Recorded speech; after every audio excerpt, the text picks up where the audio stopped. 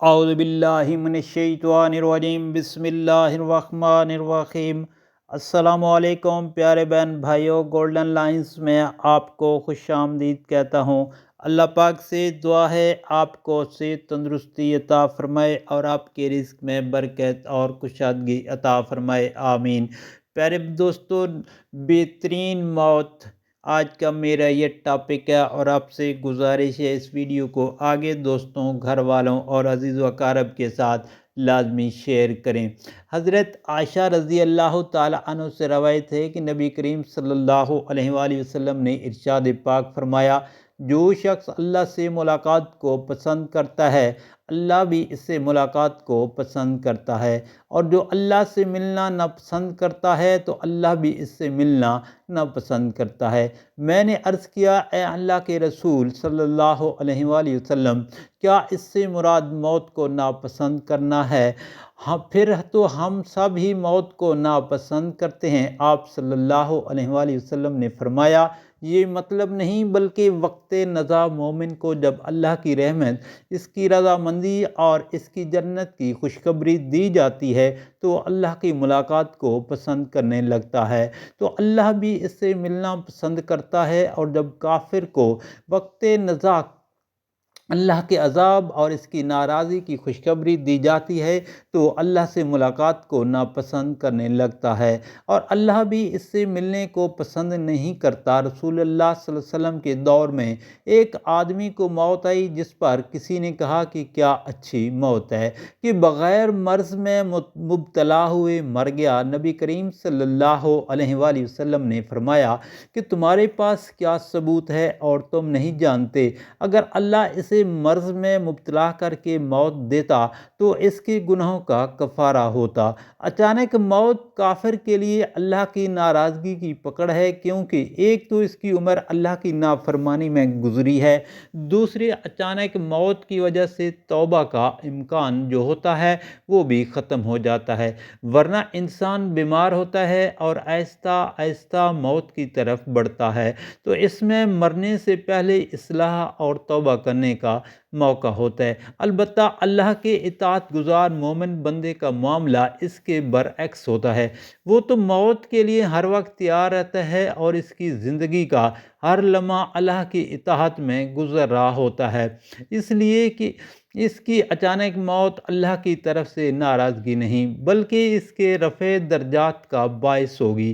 اس لیے امام بہقی کی شعب الایمان میں یہ روایت ان الفاظ کے ساتھ آئی ہے کہ اچانک موت کافر کے لیے ناراضگی کی پکڑ ہے اور مومن کے لیے رحمت ہے۔ حضرت عبداللہ بن مسعود سے روایت ہے کہ جناب نبی کریم صلی اللہ علیہ وآلہ وسلم نے ارشاد پاک فرمایا، ہر پیدا ہونے والے بچے کی ناف میں مٹی کا وہ ذرہ ہوتا ہے جس سے اس کی پیدائش ہوتی ہے، پھر ایک وقت آتا ہے کہ انسان ارذل عمر یعنی بڑھاپے کی طرف لوٹا دیا جاتا ہے، پھر موت اسے آ لیتی ہے اور وہ اسی میں دفن ہوتا ہے جس سے اس کی پیدائش ہوتی ہے۔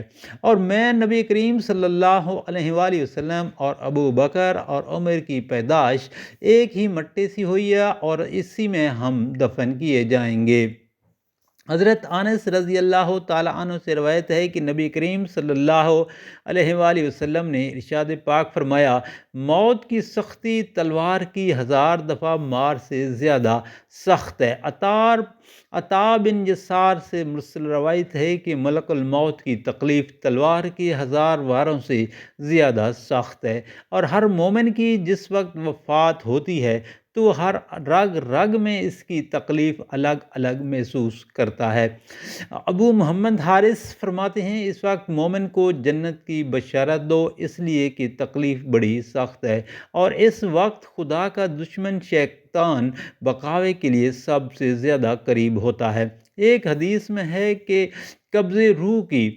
کم سے کم تکلیف بھی تلوار کے 100 واروں کے برابر ہے، یعنی تلوار کے 100 واروں کے برابر ہے۔ رسول کریم صلی اللہ علیہ وآلہ وسلم نے ارشاد پاک فرمایا، جب اللہ تعالیٰ کسی بندے کے ساتھ خیر اور بھلائی کا ارادہ کرتا ہے تو اسے توشہ دیتا ہے۔ کہا گیا ہے کہ ایسے توشہ کیا ہے؟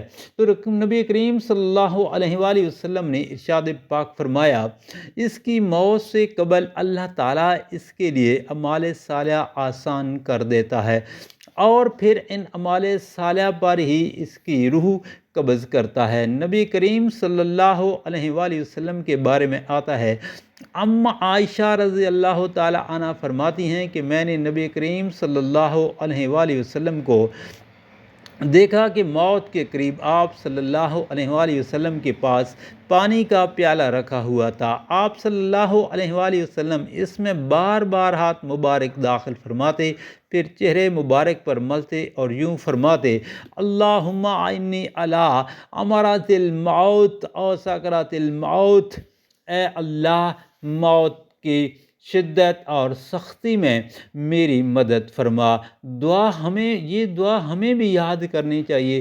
موت کا تو کوئی پتہ نہیں کہ کس وقت آ جائے۔ اس دعا کو ہم یاد کرتے رہیں تاکہ جب اپنے اوپر موت کا معاملہ پیش آئے تو اس دعا کو ہم پڑھتے رہیں۔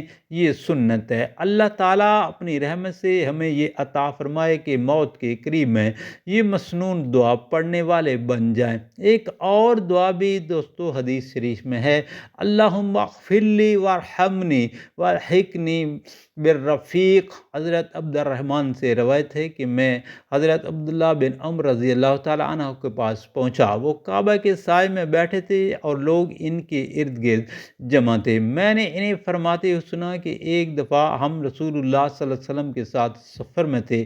ہم ایک منزل میں اترے، ہم میں سے کوئی شخص ابھی خیمہ لگا رہا تھا، کوئی بطور مشق تیر اندازی کر رہا تھا اور کوئی اپنے جانوروں کو چرانے کے لیے نکال رہا تھا کہ اتنے میں نبی کریم صلی اللہ علیہ وسلم نے منادی کا اعلان فرما دیا، نماز کے لیے اکٹھے ہو جاؤ۔ چنانچہ ہم سب اکٹھے ہو گئے۔ نبی کریم صلی اللہ علیہ وسلم کھڑے ہوئے اور ہمیں خطبہ ارشاد فرمایا۔ آپ صلی اللہ علیہ وآلہ وسلم نے خطبہ کے دوران فرمایا، جو بھی نبی مجھ سے پہلے گزرے ہیں ان پر ضروری تھا کہ اپنی امت کی ان باتوں کی طرف رہنمائی فرمائیں جنہیں وہ ان کے لیے بہتر سمجھتے تھے، اور انہیں ان چیزوں سے ڈرائیں جنہیں وہ ان کے لیے برا سمجھتے تھے، اور تمہاری اس امت کی خیر و بھلائی اس کی ابتدائی لوگوں میں رکھ دی گئی ہے۔ بعد میں آنے والوں پر بڑی آزمائشیں آئیں گی اور ایسے حالات طاری ہو جائیں گے